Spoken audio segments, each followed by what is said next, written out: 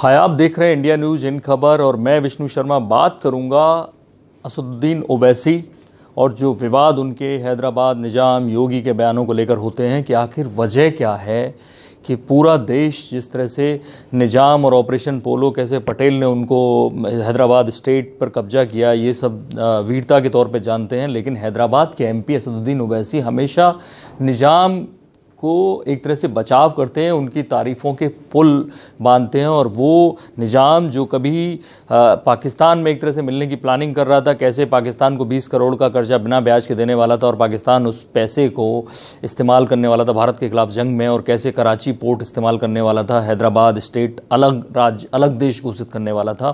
तो उसकी वजह क्या है ये आज मैं बताने वाला हूँ आपको। दरअसल हैदराबाद राज्य का गठन कैसे हुआ, निजाम कौन है, जानने के लिए आपको जानना पड़ेगा। दरअसल मुगलों के अधीन काम करता था एक सिपहसालार के तौर में निजाम। तो जब मुगल कमजोर होते गए, अगर आप देखते जाइए कि मुगल जब लगातार कमजोर होते गए, निजाम की स्थिति मजबूत हो गई, वो मुगलों को कमजोर करता रहा और खुद को मजबूत करता रहा। तो कमरुद्दीन खान ने 1720 में हैदराबाद स्टेट की एक तरह से अलग स्टेट की आधारशिला रखी और वहां बनाया, जिसको कर्नाटक, महाराष्ट्र, आंध्र प्रदेश के कुछ हिस्सों को लेकर। मैं आपको खास तौर पर भौगोलिक एरिया बता दूं, अगर जो तेलंगाना का जो इलाका है हैदराबाद स्टेट, उस वक्त काफ़ी बड़ा स्टेट हुआ करता था, तो उसमें गोलकुंडा की खानें आती हैं। अगर आपको याद हो कि गोलकुंडा की खानों से ही कोहिनूर जैसे दुनिया के 10 बड़े और मशहूर हीरे निकले हैं, बहुतों के नाम आप नहीं जानते होंगे।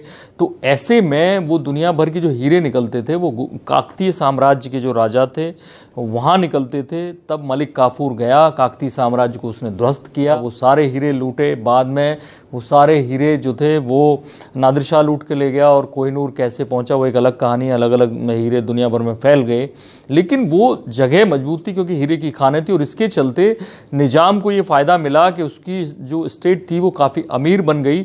और उस स्टेट में हुआ ये कि उनका जो पैसा आया उनके पास, उस पैसे के चलते एक बार निजाम को एक प्रसिद्ध मैगजीन ने दुनिया का सबसे अमीर आदमी घोषित कर दिया था। तो ऐसे में मैं आपको बता दूं कि प्रशासन उसका अच्छा था, पैसे को उसने अच्छे से लगाया, उसके पास पूरा एक तरह से समुद्र नहीं था, बाकी सारी चीज़ें थी, अपना बॉर्डर अलग से नहीं था, लेकिन बाकी अपनी एयरलाइंस, अपनी रेलवे, ढेर सारी चीज़ें उसने अपनी खड़ी की।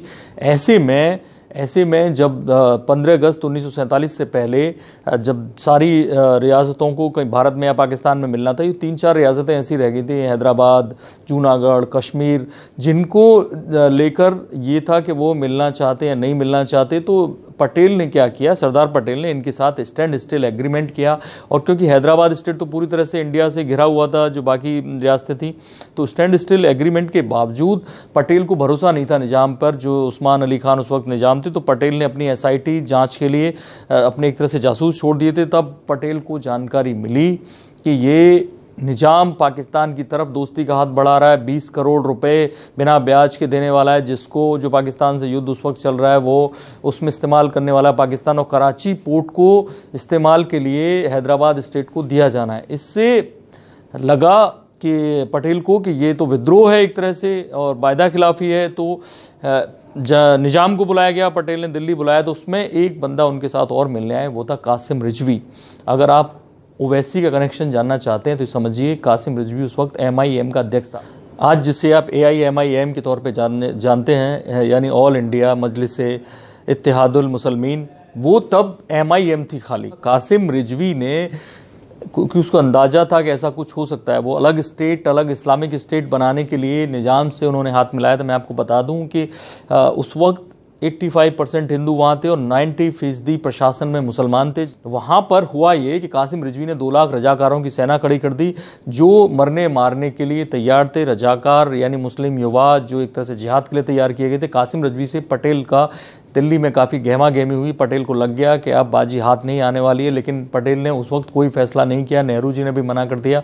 तो सरदार पटेल को जब ये सूचना मिली कि अगले केवल जुलाई अगस्त के महीने में ही 909 रेप और 1300 से ऊपर हत्या हुई हैं, तब उन्हें लगा कि अब कुछ करना पड़ेगा। और 13 सितंबर 1948 का दिन ऑपरेशन पोलो के लिए चला गया। जनरल चौधरी ने 100 घंटे के अंदर 17 सितंबर तक हैदराबाद पे कब्जा कर लिया। और फिर जो उस्मान अली खान निजाम, उन्होंने सरेंडर कर दिया पटेल के सामने। तो उसके बाद कासिम रिजवी को गिरफ्तार कर लिया गया और कासिम रिजवी को 9-10 साल शायद 1957 तक जेल में रखा गया और एक शर्त रखी गई, अगर आप पाकिस्तान जाना चाहें तो आपको छोड़ा जा सकता है। 9 साल बाद करीब पाकिस्तान जाने के लिए उन्हें छोड़ दिया गया। पाकिस्तान जाने से पहले कासिम रिजवी ने वो जो अपनी पार्टी थी MIM को सौंप दिया ओवैसी के दादा को। ओवैसी के दादा उस वक्त एक तरह से कासिम रिजवी के राइट हैंड हुआ करते थे। उन्होंने इंडिया में रहना तय किया तो वो पार्टी उनके हवाले कर दी। अब्दुल वाहिद ओवैसी ने वो पार्टी संभाल ली और उनके साथ मदद की उनके बेटे ने, सैयद सलाहुद्दीन ओवैसी ने, जो असदुद्दीन ओवैसी और अकबरुद्दीन ओवैसी के फादर हैं।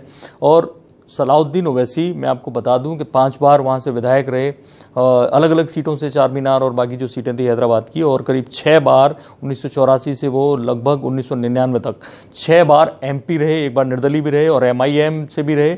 और ऐसे में 1999 के बाद उनकी तबीयत थोड़ी सी ख़राब हुई तो उन्होंने 2004 में असदुद्दीन ओवैसी को खड़ा किया और उसके बाद से 3 बार से लगातार ओवैसी वहाँ पे प्रेसिडेंट हैं। और इनके 3 बेटे थे जिनमें से एक सबसे छोटे वाले एक अखबार चलाते हैं, और जो अकबरुद्दीन ओवैसी और उनके गर्म जो विचार हैं अकबरुद्दीन ओवैसी के, जो लगातार योगी और मोदी को निशाने पर अपने उसमें रखते हैं स्टेटमेंट्स में, तो ये तीनों भाई, तीसरे भाई को आप नहीं जानते हैं, अक्सर पर्दे के पीछे रहते हैं, लेकिन ये 2 भाई लगातार MIM को संभाले हुए हैं। उसके जरिए पूरे देश के मुसलमानों को एक साथ लाना चाहते हैं।